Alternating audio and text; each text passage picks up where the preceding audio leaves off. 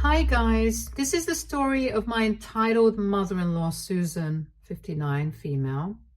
I, 29, female, am now married to my husband Andrew, 30, male. Rewind to a few years back when Andrew and I first crossed paths. It was actually at the hospital where we both work. Yep. We're both in the healthcare biz. I'm a nurse and he's a pediatrician. Now, let me tell you, it wasn't all smooth sailing from the get-go. Andrew and I had to navigate through some choppy waters to make our relationship work. You see, dating a colleague isn't always a walk in the park. There were those moments of sneaky glances across the hospital corridors, stolen conversations during lunch breaks, and trying not to get caught by our superiors. Let's just say we weren't exactly supposed to be fraternizing on the job. But hey, love finds a way, right? After 2 years of secretly dating, well, not so secret to our close friends, Andrew popped the question, and boy, was I over the moon. Picture this: a romantic dinner at our favorite restaurant, candlelight flickering, soft music in the background, the whole shebang. And then out of the blue, he gets down on one knee, producing the most beautiful ring I've ever laid eyes on. Of course, I said yes. Cue the happy tears and the flurry of phone calls to friends and family. Now, fast forward to the moving in phase. Let's just say it was a logistical puzzle trying to merge two separate lives into one cozy abode. There were boxes upon boxes of stuff to sort through, debates over whose IKEA furniture was superior, and the inevitable discovery of each other's quirky habits, like Andrew's insistence on organizing his socks by color. Yes, really. But despite the occasional bump in the road, we managed to create a home that was uniquely ours, a space filled with love, laughter, and the occasional friendly argument over whose turn it was to do the dishes. Now, let's talk about Susan. Where do I even begin? Susan is what you might call a classic helicopter parent. She's got a knack for hovering over every aspect of Andrew's life, making sure everything's just so. And let me tell you, her grip on him is tighter than a vice. From the moment Andrew was born, Susan's been there, guiding his every move like a puppeteer pulling the strings. And Andrew? Well, he's the epitome of the dutiful son, always eager to please his mama bear. Now, don't get me wrong, I'm all for close-knit family relationships, but sometimes Susan's brand of love can feel a tad suffocating, especially when you're on the receiving end of her overbearing tendencies. First off, she's got this uncanny knack for inserting herself into every decision Andrew makes, big or small. Whether it's what he wears, where he works, or even who he hangs out with, Susan's opinion is like gospel to him. And woe betide anyone who dares to challenge her authority. She's not one to back down without a fight. Then there's her habit of constantly second-guessing everything I do. It's like she's got this radar for detecting any deviation from her idea of perfection. Take, for example, our wedding planning escapades. You'd think it'd be a joyous occasion, right? Wrong. Susan was like a bulldozer. And God forbid we didn't drop everything to cater to her every whim. Cue the guilt trips and passive-aggressive comments about how we never have time for family anymore. But perhaps the most frustrating thing about Susan's overbearing nature is the way it undermines Andrew's independence. It's like she can't fathom the idea of her baby boy growing up and making his own decisions. And while I get that she's coming from a place of love, it's hard not to feel like I'm constantly competing for Andrew's attention and approval. Susan has a knack for being, well, less than charming. She's got this thing about me not being up to snuff for her precious son, Andrew. And boy, does she make it known. Take this one time when we had her over for dinner. I busted my butt in the kitchen, cooking up a storm, only for Susan to take one bite and declare the chicken dry as a dessert. Talk about a punch to the gut. Then there's her not so subtle digs about my career. Apparently, being a nurse just doesn't cut it in Susan's book. She's made more than a few snide remarks about how Andrew's job as a pediatrician somehow trumps mine. Real classy, right? And don't even get me started on her gift-giving skills or lack thereof. Instead of, asking me what I might like for my birthday, she decides to gift me a self-help book on how to impress your mother-in-law. Yeah, thanks, but no thanks, Susan. Susan's meddling ways extend far beyond just my relationship with Andrew. According to the grapevine, aka Andrew's relatives, Susan's been pulling this act with every girl he's ever brought home. And get this, apparently one of his exes even called it quits because of Susan's overbearing presence. But you know what? None of that really fazed me at all that much. Sure, it's not exactly comforting to hear that your potential future mother-in-law has a track record of driving away significant others like it's her day job. But between our crazy schedules, we hardly had time to even think about Susan, let alone let her antics get to her. But this all changed when I got engaged. Suddenly, I found myself dealing with her more than I ever anticipated. And let me tell you, it wasn't exactly a walk in the park. From the get-go, Susan made it abundantly clear that she wanted a front row seat to all things wedding related. And I mean all things. We're talking dress fittings, venue scouting, menu tastings, you name it, she wanted it. At first, I tried to be diplomatic, politely including her in the decision-making process and nodding along as she offered up her unsolicited opinions. But as the weeks went by, it became increasingly evident that Susan had no intention of taking a back seat. Take, for example, the dress dilemma. I had this vision of finding the perfect gown, one that made me feel like $1,000,000 and screamed, Emily. But Susan had other ideas, from insisting on accompanying me to every bridal boutique in town to vetoing dress after dress because they didn't meet her lofty standards. She made it clear that my dream dress was secondary to her own vision of bridal perfection. And then there was the venue saga. Andrew and I had our hearts set on this quaint little barn nestled in the countryside, a place that felt like us. But Susan had her sights on something a bit more upscale. Cue the endless debates, the passive-aggressive remarks about how rustic wasn't exactly her idea of a dream wedding, and the inevitable compromise that left me feeling like I'd settled for second best. But perhaps the piece de resistance of Susan's wedding planning takeover was her insistence on micromanaging every last detail. I'm talking flower arrangements, seating charts, and even the color scheme. Nothing was off limits. It got to the point where I found myself questioning whether this was even my wedding anymore or just a production starring Susan, directed by Susan, and produced by Susan. And let's not even get started on the dreaded honeymoon discussion. I kid you not. I wouldn't put it past Susan to try and tag along on our romantic getaway. After all, she'd already made herself a permanent fixture in every other aspect of our wedding planning. Why stop now? The big day had finally arrived, the day I'd been dreaming of since Andrew popped the question. Despite all the chaos leading up to it, I was buzzing with excitement to finally tie the knot with the love of my life. Nothing could dampen my spirits, not even Susan and her meddling ways, or so I thought. But just when I thought we were in the clear, Susan swooped in with a bombshell that had me reeling. Picture this. I'm all dolled up in my bridal attire, nerves and anticipation running high when Susan bursts into my room in a frenzy. And what does she have to say, you ask? Oh, just that her diamond necklace, yes, you heard that right, a diamond necklace, had mysteriously gone missing. Now, you can imagine the collective gasps that echo through the room as we tried to wrap our heads around this sudden turn of events. Susan, her eyes wide with panic, insisted that someone had stolen it from her room.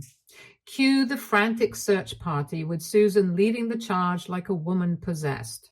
But amidst the chaos, I couldn't shake the nagging feeling that something wasn't adding up. So in a moment of pure desperation, I tentatively suggested to Susan that maybe, just maybe, she'd misplaced the necklace. I mean, it happens to the best of us, right? Well, let's just say Susan wasn't exactly thrilled with my hypothesis. She shot me this dagger-like glare and practically spat out the words, "I'm not a forgetful person, Emily." And just like that, any hope of diffusing the situation with a bit of rational thinking went straight out the window.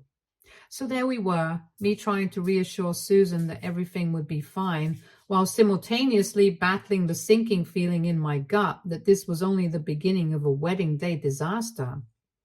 As my bridesmaids rallied around Susan, determined to track down the elusive necklace, I couldn't help but wonder if this was Susan's way of stealing the spotlight one last time before I walked down the aisle. Just minutes before I was set to walk down the aisle, a few policemen strolled into the venue looking all serious and dropped the bombshell that they'd received a call about a stolen diamond necklace. And guess who the culprit was? None other than my dear mother-in-law, Susan. I was floored, to say the least. I mean, who in their right mind calls the cops on their own son's wedding day? Talk about a major buzzkill. But there we were, thrust into the midst of a full-blown police investigation, all because Susan couldn't find her precious necklace. So I did what any bride-to-be in my shoes would do. I tried to defuse the situation as best I could. I calmly explained to the officers that we were in the midst of searching for the necklace and that we couldn't confirm whether it was actually stolen or just misplaced. But of course, Susan wasn't about to let a little thing like reason get in the way of her melodrama. Meanwhile, my family, bless their hearts, swooped in to save the day. They chimed in, echoing my sentiments and reassuring the officers that it was all just a big misunderstanding. After all, what's a wedding without a little bit of chaos? Am I right?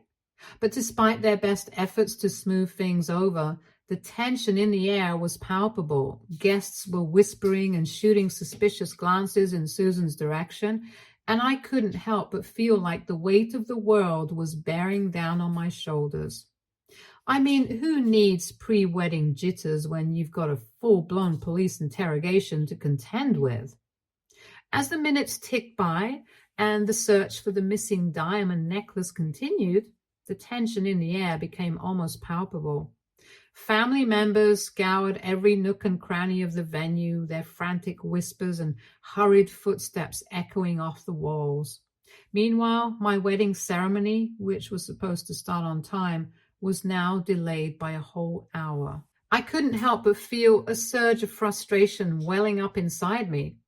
Here we were, on what was supposed to be the happiest day of my life, and instead of walking down the aisle to marry the love of my life, I was stuck playing detective in a real-life whodunit. I mean, who steals a necklace on someone's wedding day, for crying out loud? Just as I was on the verge of throwing in the towel and conceding defeat, a ray of hope appeared in the form of my 8-year-old nephew. With a triumphant grin plastered on his face, he bounded over to me and announced that he'd found the missing necklace. My heart skipped a beat as I eagerly asked him where he'd found it. And then he dropped the bombshell. He'd seen my mother-in-law, Susan, slip the necklace into her purse. My mind reeled with disbelief. Could it be true? Had Susan really stooped so low as to steal her own necklace on my wedding day? Before I could wrap my head around the gravity of the situation, my brother and mother entered the room, followed closely by Susan herself. With a sinking feeling in the pit of my stomach, I mustered up the courage to confront her. "Did you find the necklace?" I asked, my voice trembling with a mixture of anger and disbelief. To my shock, Susan shook her head, her expression a mask of innocence. "No," she replied, her tone betraying none of the guilt I expected to hear. My mind raced as I tried to make sense of the conflicting accounts. Was my nephew mistaken? Had he perhaps seen someone else slip the necklace into their purse? But As I cast a wary glance at Susan, my suspicions only grew stronger. After all, she was the one who'd been making a fuss about the missing necklace from the very beginning, and now, with her denial ringing in my ears, I couldn't shake the feeling that something wasn't quite right. The tension in the room was so thick, you could practically cut it with a knife. All eyes were on Andrew as he strode purposefully over to his mom, determination etched into every line of his face. And then, in a move that shocked us all, he reached out and snatched the purse from her grasp. With a swift motion, Andrew extracted the missing diamond necklace and held it up for all to see. "Don't worry, folks," he announced, his voice ringing out clear and firm. "We found the necklace." But Andrew wasn't done yet. Oh no, far from it. With the necklace dangling from his fingers like a damning piece of evidence, he turned his gaze squarely on his mom and let her have it with both barrels. He accused her of trying to steal the spotlight and ruin the wedding. His words cut through the air like a knife. Susan, for her part, looked like a deer caught in headlights. She stammered and protested, insisting that she had no idea how the necklace had ended up in her purse and pleading her innocence. But Andrew wasn't buying it, and neither were the rest of us. In a bold move that left us all speechless, Andrew declared that he was done with her shenanigans for the day. And just like that, he called in the cavalry, aka security, and asked them to escort Susan out of the venue. I'll never forget the look on Susan's face as the security guards led her away. It was a mix of shock, disbelief, and maybe even a hint of shame. For the first time since I'd known her, she seemed small and vulnerable, stripped of the bravado that had always been her trademark. As Andrew and I exchanged vows and finally became husband and wife, I couldn't help but feel a sense of bittersweet relief wash over me. The weight of Susan's presence had lifted, replaced by the overwhelming joy of starting our new life together. Sure, the ceremony was over an hour later than planned, and we were all exhausted from the drama that had unfolded. But as we exchanged rings and sealed our love with a kiss, none of that seemed to matter anymore. Because at that moment, all that mattered was us, Andrew and me, together at last, ready to face whatever life threw our way. As if the wedding day drama wasn't enough, things took an unexpected turn during the reception. Just when we thought the chaos had finally subsided, my mother-in-law, Susan, decided to up the ante in the most bizarre way possible. The reception was in full swing. Guests were laughing and dancing, and everything seemed to be going smoothly. That is, until we heard a commotion coming from outside the venue. The staff informed us what happened, and we went to check my mother-in-law out. As it turns out, my 59-year-old mother-in-law was attempting to scale the wall of the venue in a desperate bid to crash the party. And as if that weren't enough, she ended up injuring her leg in the process. Needless to say, Andrew and I were both stunned and horrified by the sight before us. But being the caring son that he is, Andrew rushed to Susan's side to check on her. She was screaming in pain, clutching her injured leg as tears streamed down her face. Before we knew it, the staff were informing us about what had happened and calling an ambulance. Now, here's where things get tricky. When the paramedics arrived, they assessed Susan's injury and determined that it was just a minor sprain, nothing that warranted a trip to the hospital. But Susan, ever the drama queen, insisted that it was more serious than that. She was adamant that she was in excruciating pain and needed immediate medical attention. And while Andrew and I were torn between wanting to help and feeling like we'd already dealt with enough drama for one day, we ultimately decided to err on the side of caution. So Andrew asked his friend to step in and take Susan to the hospital, much to her dismay. She protested and yelled, demanding to know why Andrew himself wasn't coming with her. But Andrew stood firm, explaining that we needed to get back to the reception and that she'd be in good hands with his friend. And so Andrew and I returned to the festivities. But as the night wore on and the music filled the air, I couldn't shake the feeling that maybe we had been too harsh in our handling of the situation. I mean, sure, Susan's behavior had been completely out of line, But was kicking her out of the wedding and sending her off to the hospital really the right move? Shouldn't we have shown her more compassion even in the face of her outrageous antics? So AITA for kicking my mother-in-law out of the wedding and letting the best man take her to the hospital? Update 1. Hello everyone, thank you for your support. I have an update for you guys. After the whole wedding fiasco, Andrew and Susan ended up having a major showdown. Once Susan got dropped off at her house instead of coming back to the reception, let's just say she wasn't exactly thrilled about it. But hey, at least it put an end to her wedding crashing shenanigans, right? So fast forward to the next day, and Andrew and I rolled back to our apartment thinking the drama was finally behind us. But guess who was waiting for us outside? You got it, Susan. And let me tell you, she didn't look too pleased to see us. Before we could even open our mouths to say hello, Andrew cut right to the chase. Not now, Mom, he said, his voice tired and worn out. I'm really tired. But instead of backing off like any normal person would, Susan decided to push back. Oh, so now he didn't have time for his mother, she retorted, her tone dripping with passive aggressiveness. And just like that, we were thrust into yet another round of Susan's never-ending drama. We finally managed to wrangle ourselves inside the apartment, hoping for a moment's peace. But of course, Susan had other plans. She started yammering on, not even bothering to take a breath. I tried to give her the hint that now was not the time for a heart-to-heart, but she was having none of it. And just when I thought things couldn't possibly get any worse, Andrew reached his breaking point. He exploded, letting loose all the pent-up frustration and anger that had been simmering beneath the surface. If you love me so much, Mom, then why did you try to ruin my wedding? He shouted, his voice echoing off the walls of our tiny apartment. And then he hit her with a real gut punch. You knew damn well that Emily bent over backwards to make you happy. But it was never enough for you, he said, his words cutting like a knife. And just like that, the truth came spilling out, raw and unfiltered. Susan's refusal to own up to her actions only added fuel to the fire. She kept spouting excuses, claiming she had no idea how the necklace ended up in her purse, or that maybe she simply forgot. And to top it all off, she started shedding tears as if that would somehow erase everything that had happened. But Andrew wasn't buying any of it. He looked her straight in the eye and told her he was beyond disappointed in her behavior. He made it clear that it was going to take some serious time and effort for him to move past his betrayal. Finally, Andrew reached his breaking point, and with a heavy heart, he asked Susan to leave.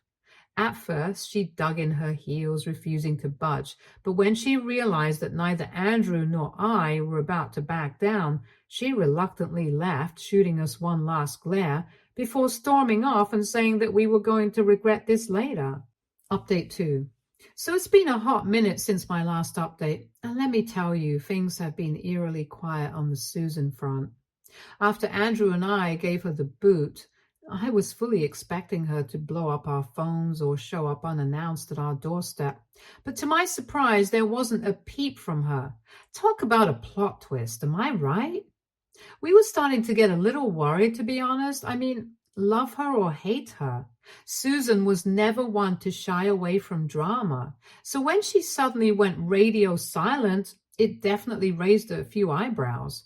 But just when we thought the storm had finally blown over, guess who decided to make a grand entrance? Yup, you guessed it, Susan. And let me tell you, she had news, big news. Apparently, after everything that went down, she'd had an epiphany or something. She strolls into our house like she owns the place and drops the bombshell that she's moving to a living assisted facility. Now, I don't know about you, but I was completely floored by this revelation. I mean, here's the same woman who tried to scale a wall to crash our wedding, and now she's talking about moving to an assisted living facility?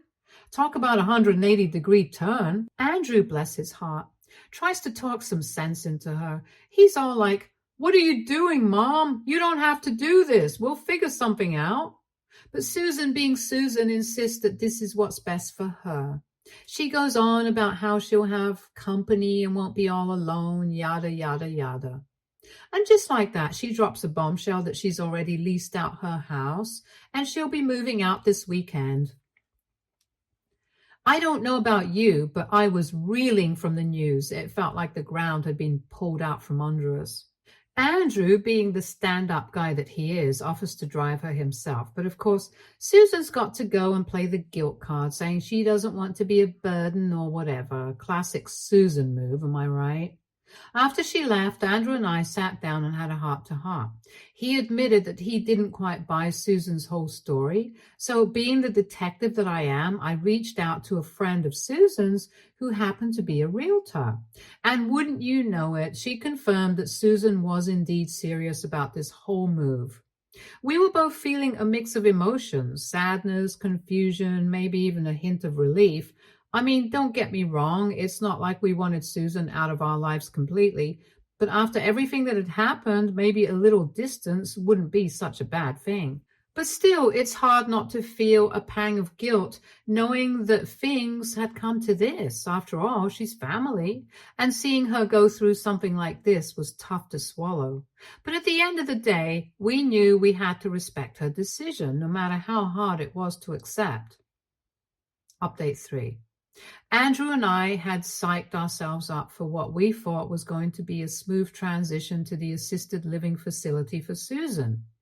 I mean, we were ready to make the best of a less than ideal situation and maybe even squeeze in a little quality family time along the way. But let me tell you, things did not go according to plan, not even close.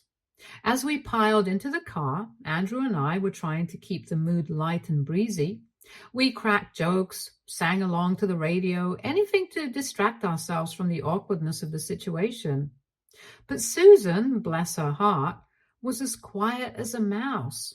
When we finally pulled up to the facility, I could feel the tension in the air thickening by the second.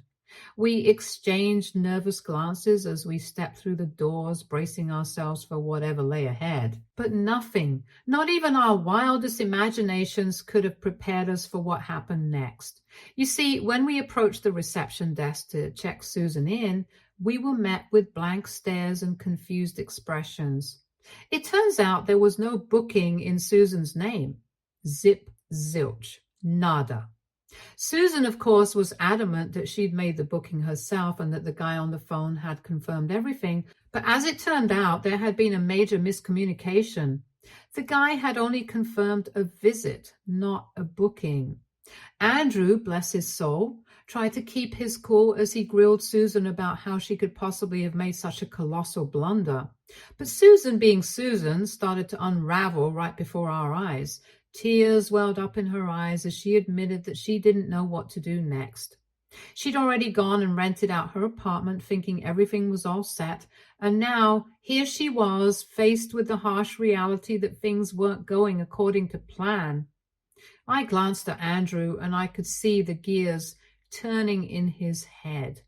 Without a word, I knew exactly what he was thinking, and when he turned to me and gave me that look, I nodded in silent agreement. And then, in a move that caught us all off guard, Andrew extended an olive branch to Susan. He told her that she could stay with us until we figured out a solution. So yes, we brought her back home, and I don't know how long she's going to stay with us. I just hope that there is less drama than what I am expecting at the moment. Update 4. Hi guys, this is my last update, so buckle down. Living with Susan was, well, let's just say it was everything you'd expect and then some. Andrew and I were just starting out as newlyweds, and the whole thing we needed was Susan cramping our style. I mean, we had a honeymoon to look forward to in just 2 short weeks. And the last thing I wanted was to come back to find her still camped out in our living room. So I hatched a plan. I have this friend who's always traveling for work, and wouldn't you know it, her company was sending her off to another state for a couple of months. And get this, her apartment was going to be sitting empty the whole time. Talk about perfect timing, am I right? So I reached out to her and laid out the situation. And you know what? She was totally on board with helping out. I mean, who wouldn't want to lend a hand to a friend in need, right? I pitched the idea to Andrew and he was all for it. I mean, it made perfect sense. And by the time my friend would be back from her trip, Susan's lease would be up and we'd be free from her clutches once and for all. Now, getting Susan to agree to the plan was a whole other ball game. At first, she was hesitant, saying she didn't want to impose or intrude on a stranger's space. But I reassured her that the apartment was nearby and that she could come and visit us whenever she wanted. After a bit of back and forth, she finally caved and agreed to give it a shot. And just like that, we packed up all of Susan's stuff and moved her into my friend's place. It was a bit of a hassle, sure, but it was nothing compared to the relief we felt knowing that the end was finally in sight. So for now, at least, the Susan saga has come to a close, and let me tell you, it feels like a weight has been lifted off our shoulders. Sure, there's still plenty of uncertainty lurking on the horizon, but for now, we're content to bask in the peace and quiet of our Susan-free existence. Stay tuned for more stories from Argo Relationships.